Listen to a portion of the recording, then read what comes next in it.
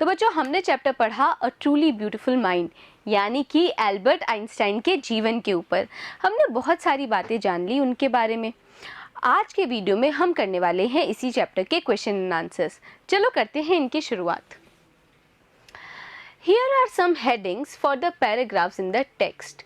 तो आपके जो पूरा आपने चैप्टर पढ़ा उसमें हर पैराग्राफ की हेडिंग यानी कि शीर्षक यहाँ पर दिया हुआ है।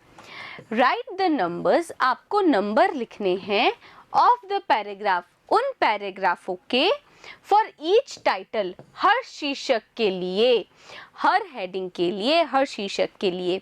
तो बच्चों क्या आपने इस चैप्टर में ध्यान दिया था? मैं आपको बता रही थी कि आपको हर पैराग्राफ का नंबर याद होना चाहिए। हर पैराग्राफ के नंबर के साथ में ही मैं आपको वो पैराग्राफ पढ़ा रही थी। तो वो करने का कारण यही था, आपको ये बताना है कि ये जो सारे शीर्षक दिए हुए हैं वो कौन से पैराग्राफ के नंबर के हैं। जैसे कि पहला आपके लिए एग्जाम्पल के तौर पर किया गया है। पहला है आइंस्टाइन्स इक्वेशन। आइंस्टाइन की इक्वेशन के बारे में कौन से पैराग्राफ में बताया गया है?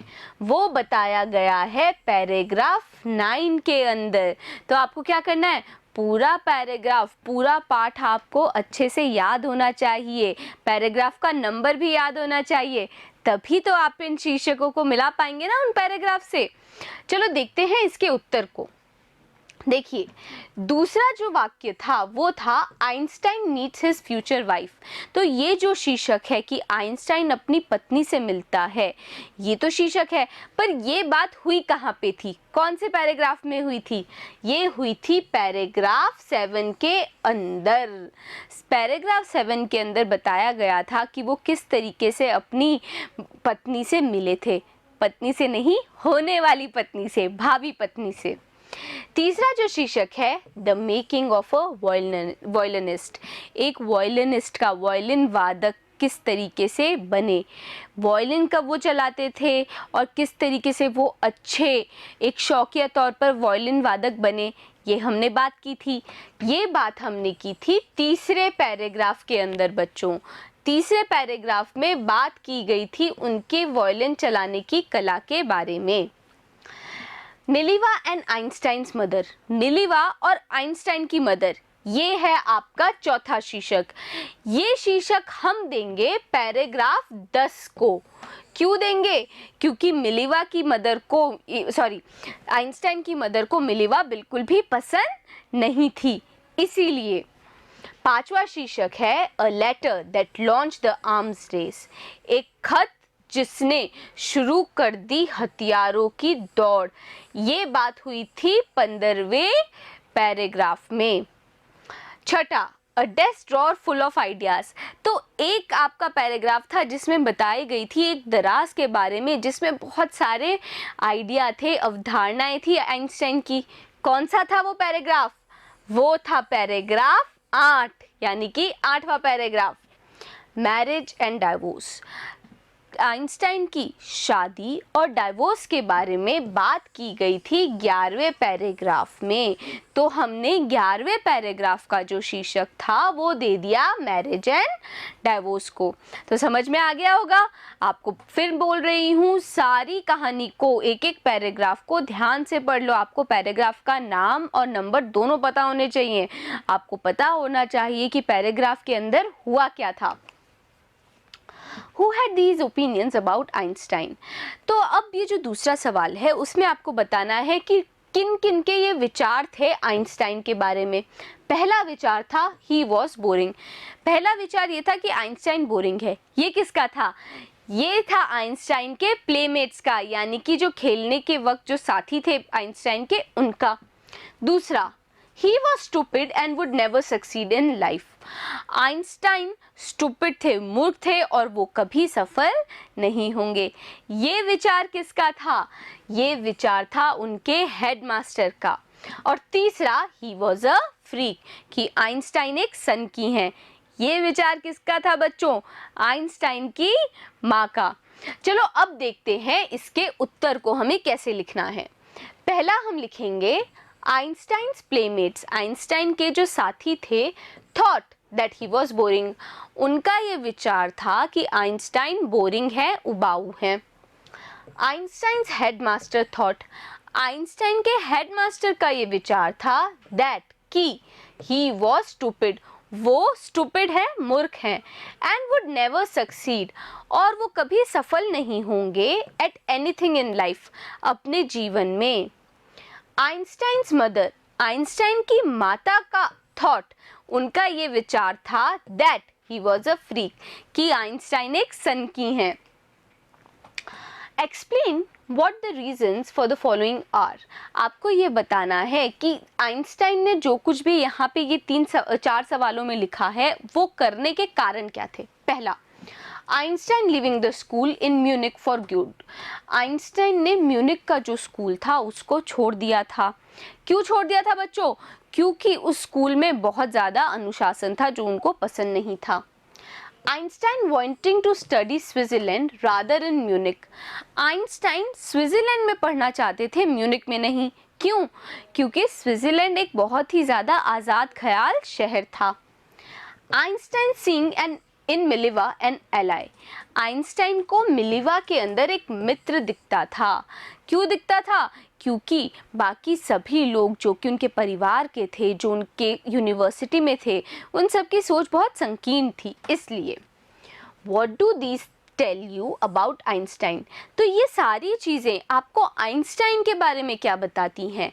हमें ये बताती हैं कि आइंस्टाइन बहुत ही आज़ाद ख्याल व्यक्ति थे. तो कैसे लिखेंगे हम इनके उत्तर? हम लिखेंगे Einstein left the school, Einstein ने छोड़ दिया था विद्यालय इन म्यूनिक, म्यूनिक के अंदर, फॉर गुड, अच्छे के लिए, बिकॉज, क्योंकि, ही हेटेड, वो नफरत करते थे, द स्कूल्स रेजिमेंटेशन, स्कूल का जो अनुशासन था वो उससे नफरत करते थे.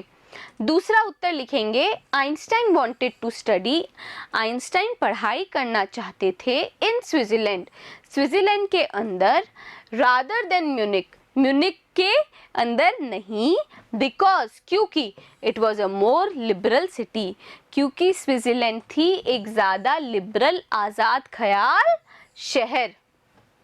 तीसरा, आइंस्टाइन फाउंड इन मिलिवा, आइंस्टाइन को मिला मिलिवा के अंदर एन एलाई, एक मित्र, बिकॉज, क्योंकि, शी लाइक हिम, वो भी उन्हीं की तरह, डिसअप्रूव द फिलिस्टीन्स, वो क्या करती थी? असहमत थी फिलिस्टीन से, और द पीपल, और उन लोगों से भी, who did not like art, literature और म्यूज़िक, जिनको पसंद नहीं था आर्ट, लिटरेचर या फिर म्यूज़िक. लिटरेचर क्या होता है बच्चों? साहित्य.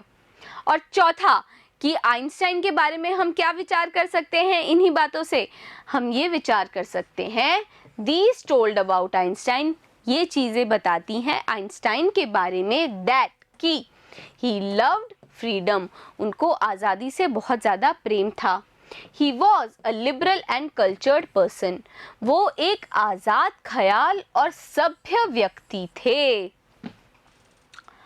What did Einstein call his desk drawer at the patent office and why? Einstein क्या बुलाते थे अपनी उस मेज की दराज को पेटेंट ऑफिस के अंदर, और वो ऐसा क्यों बुलाते थे? वो बुलाते थे, क्या बोलते थे वो बोलते थे ब्यूरो ऑफ थ्योरेटिकल फिजिक्स, और वो इसलिए ऐसा बुलाते थे क्योंकि उसके अंदर वो गुप्त रूप से काम कर रहे थे अपनी अवधारणाओं के बारे में.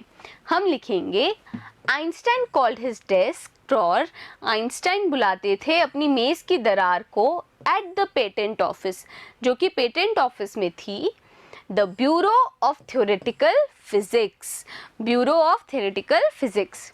दिस वॉज बिकॉज, ऐसा इसलिए था क्योंकि, द ड्रॉर वॉज वेयर, वो दराज वहीं थी, where he use to store, जहाँ पर वो स्टोर करते थे, संग्रहित करते थे, हिज सीक्रेटली डेवलप्ड आइडियाज़, जो वो गुप्त रूप से विकास कर रहे थे अपने विचारों का, अवधारणाओं का, उनका वो क्या करते थे? उनको उसी दराज में संग्रहित करते थे और मजाकिया तौर पर वो बोलते थे उसको the bureau of theoretical physics.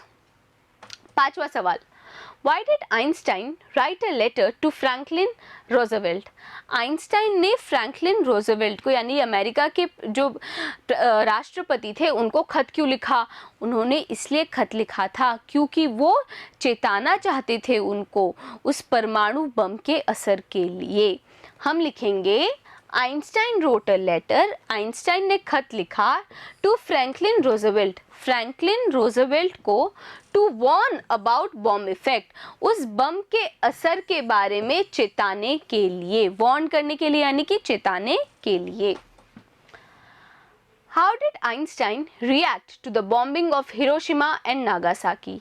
Einstein का क्या रिएक्शन था, किस तरीके से उन्होंने रिएक्ट किया जब बमबारी हुई हिरोशिमा और नागासाकी की? तब क्या हुआ था? उन्होंने एक खत लिखा था यूनाइटेड नेशंस को। और क्या लिखा उन्होंने खत में? उन्होंने ये बोला कि जो हथियार बनाना है वो नहीं होना चाहिए, पर क्या हुआ? उस खत का कोई असर नहीं हुआ। फिर उन्होंने ये सुझाव दिया कि एक पूरी दुनिया की एक गवर्नमेंट का, सरकार की स्थापना होनी चाहिए। हम लिखेंगे Einstein was deeply shaken by the disaster. Einstein बहुत बुरी तरीके से अंदर तक हिल गए थे इस डिजास्टर से, इस विपदा से जो कि हुई थी हिरोशिमा एंड नागासाकी में। He wrote a public missive to the United, यहाँ पे क्या है यूनाइटेड के बाद? हम लिखेंगे यूनाइटेड नेशंस, NATIONS। तो यूनाइटेड नेशंस में उन्होंने एक क्या लिखी थी? राजनीतिक खत लिखा था। ही प्रपोज्ड, और उन्होंने ये प्रस्तावित किया था the formation of world government, कि गठन किया जाए एक पूरी दुनिया की सरकार का, टू स्टॉप, ताकि रोक लगाई जा सके न्यूक्लियर हथियारों पर। 7वां, Why does the world remember Einstein as a world citizen? पूरी दुनिया आइंस्टाइन को एक विश्व के सिटीजन के रूप में, नागरिक के रूप में क्यों जानती है? Einstein is remembered as a world citizen. Einstein को याद किया जाता है इस विश्व के नागरिक के रूप में as much as a genius scientist, एक महान वैज्ञानिक के रूप में ही। यानी कि दो तरीके से आइंस्टाइन को याद किया जाता है कि वो विश्व के नागरिक थे और साथ ही साथ एज मच एज यानी साथ ही साथ एक जीनियस साइंटिस्ट, एक महान वैज्ञानिक के रूप में, बिकॉज क्योंकि his efforts towards world peace and democracy, वो बहुत कोशिशें कर रहे थे विश्व की शांति और डेमोक्रेसी के लिए। And for his crusade against the use of arms, और उनका जो क्रूसाड था, जो विरोध था हथियारों के इस्तेमाल का, उसके अगेंस्ट भी वो क्या कर रहे थे? बहुत ज़्यादा विरोध कर रहे थे हथियारों के लिए। और इसी कारण से आइंस्टाइन को जाना जाता है एक विश्व नागरिक के रूप में। Here are some facts from Einstein's life. Arrange them in chronological order. तो बच्चों chronological order क्या होता है? पहले क्या हुआ, उसके बाद क्या हुआ, एक एक एक एक क्रमबद्ध आपको बताना होगा। ऐसे नहीं कि पहले आइंस्टाइन का जन्म हुआ फिर वो महान वैज्ञानिक बन गए, ऐसा तो नहीं हुआ होगा ना। पहले उनका जन्म हुआ, फिर क्या हुआ? उन्होंने बोलना सीखा, फिर उन्होंने पढ़ाई सीखी। ये होता है क्रोनोलॉजिकल ऑर्डर, एक क्रमबद्ध तरीके से। तो ये जो आपको दिए गए वाक्य हैं वो क्या हैं? देखें, Einstein publishes his special theory of relativity. Einstein ने प्रकाशित की अपना एक paper special theory of relativity के ऊपर। दूसरा वाक्य है he is awarded Nobel prize in physics. Einstein को दिया गया नोबेल अवार्ड फिजिक्स में। तो क्या ये दोनों पहले, क्या ये हुआ था कि पहले थ्योरी दी फिर नोबेल प्राइज दिया?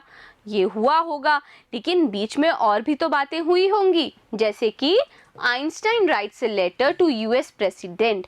आइंस्टाइन ने खत लिखा यूएस के प्रेसिडेंट फ्रैंकलिन डी रोजवेल्ट को and warns against Germany's building of an atomic bomb, और उन्होंने चेताया कि भाई जर्मनी बना रहा है एक परमाणु बम।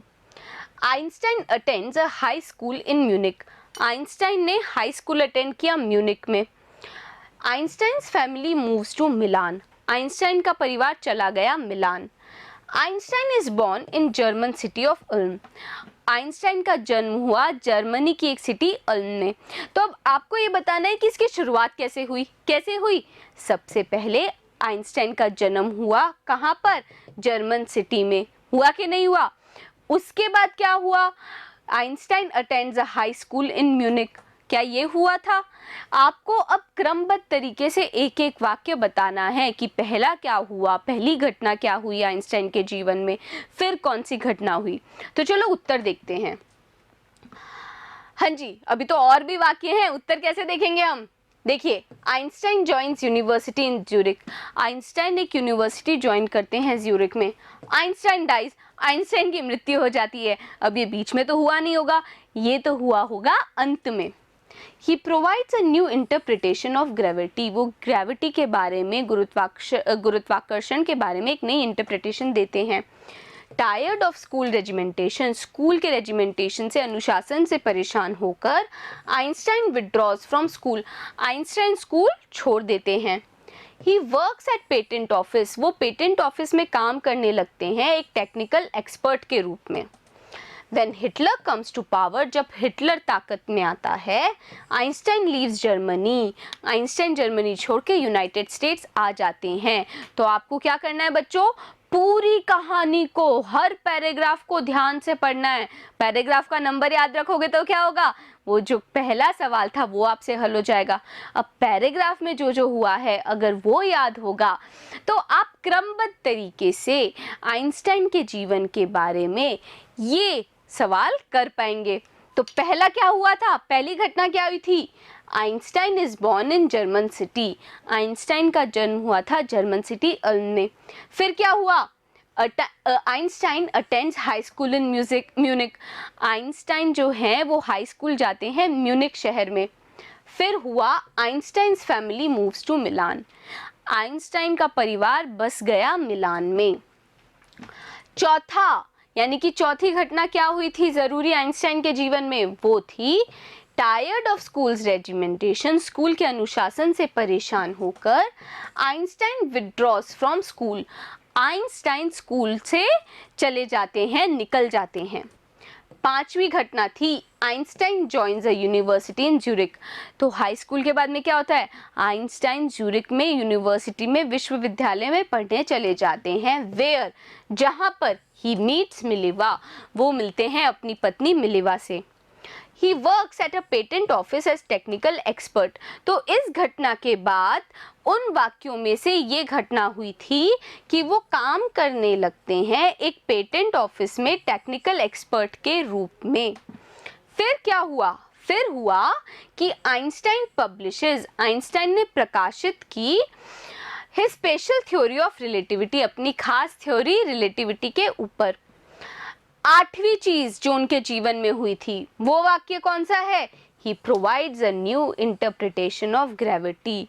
वो गुरुत्वाकर्षण के बारे में एक नई इंटरप्रिटेशन देते हैं। He is awarded Nobel prize in physics. और ऐसा करने के बाद में उनको फिजिक्स का नोबेल अवार्ड मिलता है, उनसे सम्मानित किया जाता है। When Hitler comes to power, जब हिटलर ताकत में आते हैं, Einstein leaves Germany for United states. Einstein छोड़ देते हैं जर्मनी यूनाइटेड स्टेट्स जाने के लिए। ये क्या हुई थी, ये 10वीं घटना थी उनके जीवन की। 11वीं घटना में क्या हुआ, Einstein writes a letter to US president. Einstein खत लिखते हैं यूएस के प्रेसिडेंट को, जिनका नाम था Franklin D Roosevelt, and warns against Germany's building of an atomic bomb. और वो चेताते हैं कि जर्मनी बना रहा है एक परमाणु बम। और अंत में हम लिखेंगे कि आइंस्टाइन डाइज, आइंस्टाइन की मृत्यु हो जाती है। तो बच्चों आपको करना क्या था, आपके सामने बहुत सारे वाक्य थे। अब वो वाक्य क्रमबद्ध तो थे नहीं, आपको उन वाक्यों को क्रमबद्ध तरीके से बस लिखना था। वही हमने अभी किया है। अब मिलेंगे अगले वीडियो में नई कहानी के साथ में। तो ध्यान से पिछली इस कहानी को देख लीजिए, सारे सवालों को अच्छे से समझ लीजिए। बने रहिएगा मेरे साथ, मिलते हैं अगले वीडियो में।